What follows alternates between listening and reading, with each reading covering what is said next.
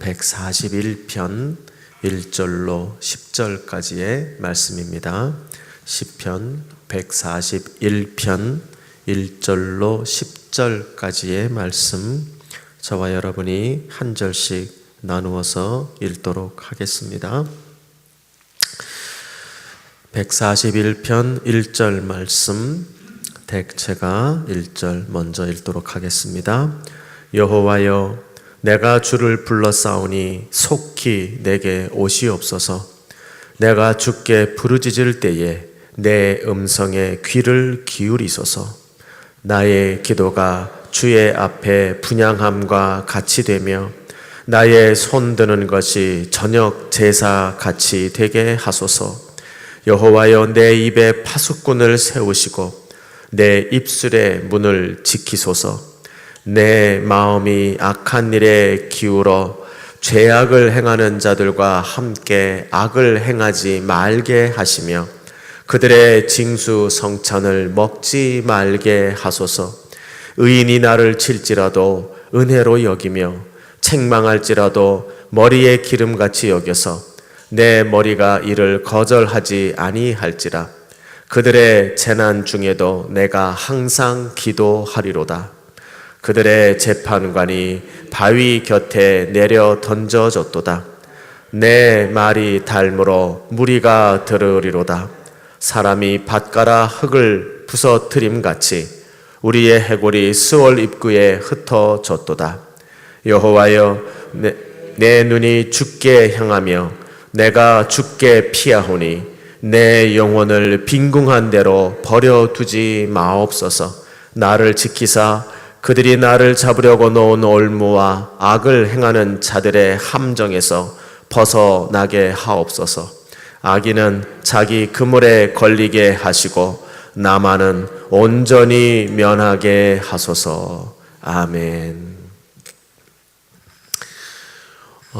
우리가 살펴보는 지금 시편, 특별히 시편이 마지막 부분에 나오는 이 시편의 내용은 다윗의 시의 8편의 시로 145편까지 이렇게 쭉 나와 있고, 그리고 마지막에 5편이 대할렐루야 찬송을 부르는 시로 시편 전체가 마무리가 되는 것을 말씀을 드렸습니다.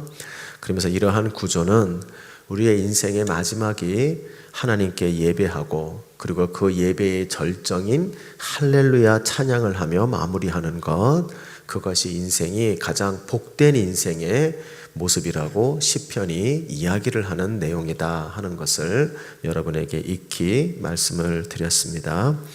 오늘 우리가 살피는 이 141편도 바로 예배자로 나아가는 모범된 그 한 사람 다윗의 시에 그 예배자된 중심의 시들을 쭉 나열하면서 이스라엘 백성들에게 그 예배자된 중심을 너희들이 잊어버리지 말고 언제나 하나님 앞에 예배자던 중심으로 나아갈 것을 가르치는 시 중에 하나가 오늘의 시편이라고 말할 수가 있습니다.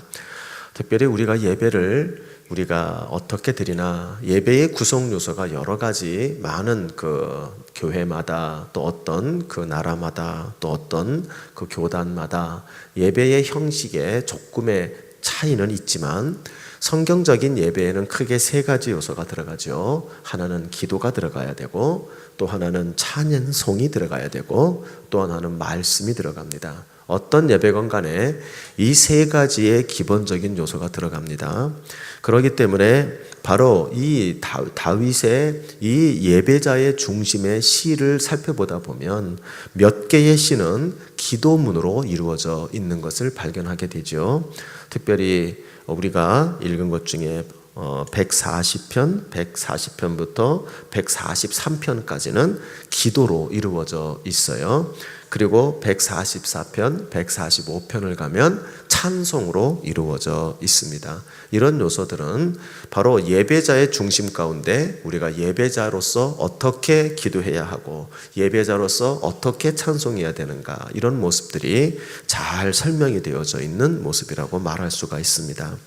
오늘은 다윗의 분명히 읽어보시면 기도문이라는 사실을 우리는 발견하게 됩니다.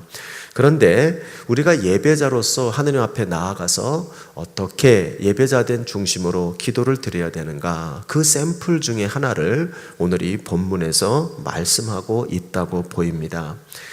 여러분 이것이, 그러나 왜 이런 기도문을 읽다 보면 이런 기도가 왜 필요한가를 알게 되는데, 여러분 우리가 예배를 드리지만 하나님 앞에 예배드리기 힘들 때가 여러 상황이 있어요.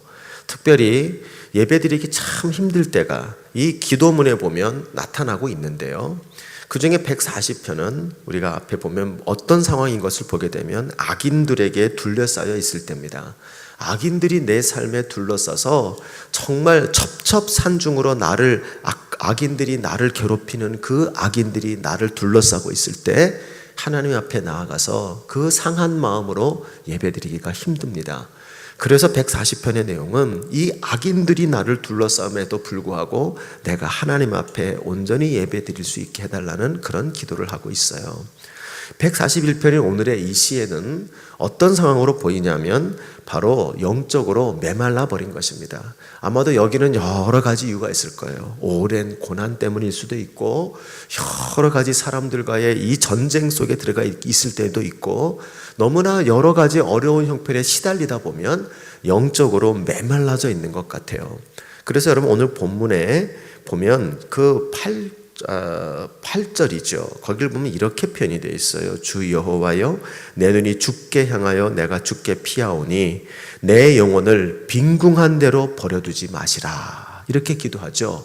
그러니까 영혼이 빈궁한 상태, 이 메말라져 버린 상태, 아무것도 없이 텅 비어버린 상태, 이런 상태로 예배를 드릴 수가 없는 거죠. 하나님께 나아갈 수 없어요. 그래서 그 예배자된 중심으로 나아가면서 내가 이런 영적으로 이렇게 메말라져 있는 상태에서도 하나님을 예배하기 위하여 몸부림치면서 드리는 기도가 아마도 오늘 이 141편의 기도문이라고 보여집니다.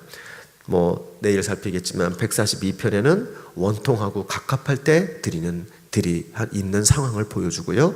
143편에는 핍박과 고난으로 짓밟히는 그러한 상황에 들어갈 때, 여러분 이 모든 때가 전부 다 뭐냐면 하나님 앞에 온전히 예배하기가 어려운 상황이에요. 다윗이 보여주는 여러분 예배자된 중심은 굉장히 우리에게 놀라운데요. 그게 뭐냐면 이렇게 악인들이 둘러싸여 있을 때, 영적으로 내가 메말라 있을 때, 원통하고 갑갑할 때, 핍박과 고난으로 내 영혼이 짓밟히고 있을 때, 이런 때에도 어떻게 되게 되느냐? 내가 예배는 여전히 해야 되겠다는 거예요. 하나님 앞에 여전히 예배드려야 되겠다. 그래서 어떻게 하냐면 이 시 내용을 읽어보면 이러한 상황에서도 내가 하나님께 예배하는 자가 되기 위하여 몸부림치면서 드리는 기도가 여기에 기록이 되어져 있습니다. 사랑하는 우리 귀한 성도 여러분, 주님 앞에 우리가 이 사실을 꼭 기억하셔야 돼요. 하나님 앞에 우리가 인생을 살면서 예배드릴 때는 배부르고 등 따실 때만 예배드리는 것이 아니고요, 우리가 하나님 앞에 참으로 이 땅에 쓰다 보면 어떤 때는 눈물 나는데도 하나님 앞에 있어야 되고, 어떤 때는 악인들에게 휩싸여서 원통하고 분한데도 하나님 앞에 예배를 해야 하고, 어떤 때는 너무나 고통스러워서 고통이 내 인생을 짓밟고 있는데도 하나님 앞에 여전히 나아가서 예배해야 되는 그런 우리의 것이 우리 예배자된 우리의 중심이라는 것을 기억하셔야 돼요. 슬플 때 안 하고, 괴로울 때 안 하고, 또 힘들 때 안 하고, 메말랐을 때 안 하고 예배드릴 날이 없어요. 하나님 앞에 온전히 나아갈 수 있는 날이 인생에 나오지를 않아요. 다윗은 어떠한 형편에서든 하나님 앞에 나아가 온전한 예배자가 되기 위하여 몸부림치면서 기도하며 나아갔다는 것을 기억하면서, 여러분 우리도 오늘 이 아침에 이 시편 141편의 말씀을 통하여 하나님 앞에 온전한 예배자 된 삶으로 나아가기를 바라면서, 이 다윗이 했던 이 영적으로 메말랐을 때 내가 하나님 앞에 나아가서 이대로 있어서는 안 된다 하며 간구하고 했던 이 내용들을 보면서 우리의 이 아침에 기도 제목으로 삼고, 하나님 나도 이렇게 도와주십시오, 내 영혼을 이렇게 만들어 주십시오, 그 기도 제목을 얻고 같이 이 아침에 기도하는 저와 여러분 되시기를 바랍니다. 다윗이 영적으로 메말랐음에도 불구하고 하나님 앞에 온전한 예배자로 서기 위하여 몸부림치며 드렸던 그 기도 141편에서 어떤 기도를 드렸는가? 몇 가지가 나오는데 그 중에 첫째, 다윗이 몸부림치면서 기도했던 게 뭐냐면 이런 기도를 한 것으로 보입니다. 1절, 2절을 보면 이런 얘기를 하여 여호와여 내가 주를 불렀사오니 속히 내게 오시옵소서. 무슨 얘기를 합니까? 그의 기도에 몸부림치면서 하는 거야. 하나님 내게 속히 오시옵소서. 나를 속히 만나 주십시오. 하나님 오셔서 나를 만나 주십시오. 이렇게 기도하는 게 그의 제일된 기도라는 것을 알게 됩니다. 그러면서 얘기하죠. 하나님, 내가 주께 부르짖을 때에 내 음성에 귀를 기울이셔서. 영적으로 메말랐을 때 증상이 뭡니까? 아무리 불러도 하나님이 내 기도를 듣는 것 같지가 않은 거예요. 거기에서 그 메마름 속에서 안타까면서 부르짖죠. 하나님, 내 기도 듣고 계십니까? 듣고 계시죠? 빨리 오셔서 내 기도 들어주세요 라고 외칩니다. 그리고 2절에 말하죠. 나의 기도가 주의 앞에 분향함 같이 되며, 분향함이 된다는 게 뭡니까? 향기가 돼서 올라가게 하시며, 그 다음 뭐 합니까? 나의 손 드는 것, 기도하며 드는 손이에요. 하나님 살려달라고, 하나님 도와달라고. 내가 정말 주님 앞에 기도하며 드는 나의 손이 주님 앞에 드리는 제물이 되게 해달라, 이렇게 간구하고 있어요. 이건 전부 다 뭘 말하냐면 그가 드렸던 제일된 기도, 영적으로 메말랐을 때 하는 기도가 뭐냐면 하나님 어서 와서 나를 만나 주십시오. 그냥 이대로 두지 마시고 와서 만나 주십시오. 여러분, 영적으로 메말라 갈 때는 우리가 기억해야 될 게 기도를 멈출 때가 아니고요, 이 다윗이처럼 몸부림쳐야 될 때입니다. 영적으로 메말르면 그냥 앉아가지고 맹 놓고 언제고 회복되든지 말든지 와서, 어떤 사람들 보면 간혹가다 그래요. 하나님 와가지고 나를 한번 어떻게 해보라고, 하나님 와서 나를 한번 건드려 보라고, 이런 식으로 그냥 맹 놓고 있는 때가 있는데 다윗은 그러지가 않은 거죠. 하나님 앞에 영적으로 메말른 상태에서도 예배자로 자리에 나아가서 그는 하나님께 부르짖는 거예요. 하나님, 내 영혼을 이대로 놔두지 마시고 와서 만나 주십시오. 하나님 속히 와서 나를 그냥 두지 마시고 내게 오시옵소서, 내게 오시옵소서. 두 손 들고 기도하며 소리질러 기도하며 하나님을 찾기 위하여 몸부림을 쳤던 것이 이 다윗의 모습이었다는 것을 알게 됩니다. 여러분, 우리가 이 기도가 저와 여러분의 날마다의 기도가 되기를 바랍니다.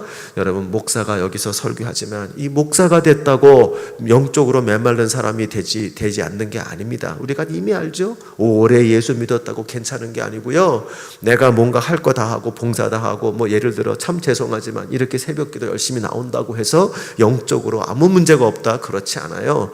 우리가 할 거 다 하지만 영적으로는 더 메마른 사람들이 될 수 있어요. 그럴 때 여러분, 언제나 우리가 알아야 돼요. 영적으로 메말라갈 때는 기도를 멈추거나 또 그냥 맹 놓고 있어야 될 때가 아니라 더욱더 몸부림치며 하나님이 만나달라고, 하나님께 만나달라고 간구해야 될 때라는 것을 기억하면서 우리가 더욱더 내가 영적으로 메말라지고 있다고 생각할 때 하나님께 나아가 여호와여 내게 오시옵소서, 이 다윗의 기도를 본받아 더욱 간절히 기도하는 저와 여러분이 되시기를 간절히 부탁합니다. 또 영적으로 메말라 있을 때 우리가 드려야 되는 두 번째 기도 제목이 나오는데요, 그것은 바로 여호와여 나를 지켜주옵소서라고 기도해야 합니다. 다윗이 그렇게 기도하고 있어요. 3절을 보니까 여러분, 다윗이 이렇게 기도하고 있죠. 여호와여 내 입술에 파수꾼을 세우시고 내 입술의 문을 지키소서. 뭐를 얘기합니까? 내 입술을 지켜달라고 기도합니다. 그러고 나가서 4절에 가면 또 나오죠. 내 마음이 악한 일에 기울어 죄악을 행하는 자들과 함께 악을 행하지 말게 하시고 그들의 징수성찬을 먹지 말게 하소서. 그렇죠? 마음을 지켜달라고, 입술을 지켜주시고 마음을 지켜주셔 달라고 기도합니다. 여러분, 영적으로 메마르면 우리가 다 해보셔서 아시죠? 영적으로 메마르면 우리에게 나오는 증상이 있어요. 그게 뭐냐면 입술이 범죄하고요, 내 마음이 범죄해요. 그래서 어떻게 합니까? 거기서 내 입술이 불평과 원망으로 달려가기가 너무너무 쉬워요. 그렇죠? 우리가 영적으로 메말르면 그렇게 되어져요. 그리고 또 더 나아가서는 그 입술만이 아니라 우리의 마음이 저봐, 하나님 없이도 저 사람도 저렇게 잘 살아, 하나님 없는데 저 사람 더 번성해, 그러면서 내 마음이 죄를 짓게 돼요. 그러면서 나도 그들처럼 살아볼까? 그들을 부러워하고 그들이 먹는 거, 그들이 누리는 거 부러워지기 시작을 해요. 마음으로 죄를 짓기 시작해요. 그래서 여러분, 그 마음을 지켜달라는 기도가 극적으로 표현되는 게 5절의 내용인데요. 그가 자기 마음이 이런 마음이 되게 해달라고 기도합니다. 이렇게 얘기하죠. 의인이 나를 칠지라도 은혜로 여기며 책망할지라도 머리에 기름같이 여겨서 내 머리가 이를 거절하지 아니할지라. 그들의 재난 중에도 내가 항상 기도하리로다. 알 것 같기도 하고 살짝 번역이 약간 좀 우리에게 좀 익숙하지가 않아서 이게 무슨 말이야 싶은데, 여러 다른 성경 번역본을 보면 이거는 이런 표현이에요. 의인이, 다른 번역본을 보면 이렇게 표현되어 있는데, 의인이 사랑의 매로 나를 쳐서 나를 꾸짖게 해주시고 악인들에게 대접받는 일이 없게 해 주십시오. 나는 언제나 그들의 악행을 고발하는 기도를 드리겠나이다. 한마디로 말하면 의인의 책망을 은혜로 여기게 해주시고 악인의 축복을 거절하게 해주십시오. 이렇게 이야기하는 게 여기 나오는 5절의 내용입니다. 마음을 지키게 해달라는 거예요. 여러분, 우리가 여기 나오는 다윗이 자기의 영적인 상태를 너무나 잘 알죠. 내 영혼이 메말라갈 때에 내 입술이 원망과 불평으로 죄짓기를 잘하오니 지켜주옵소서. 또 내 마음이 분별력을 잃어버리고 악한 자들의 복을 부러워하고 의인들이 주는 그런 책망을 서운해하고 이런 마음으로 가서는 아니 된다는 거죠.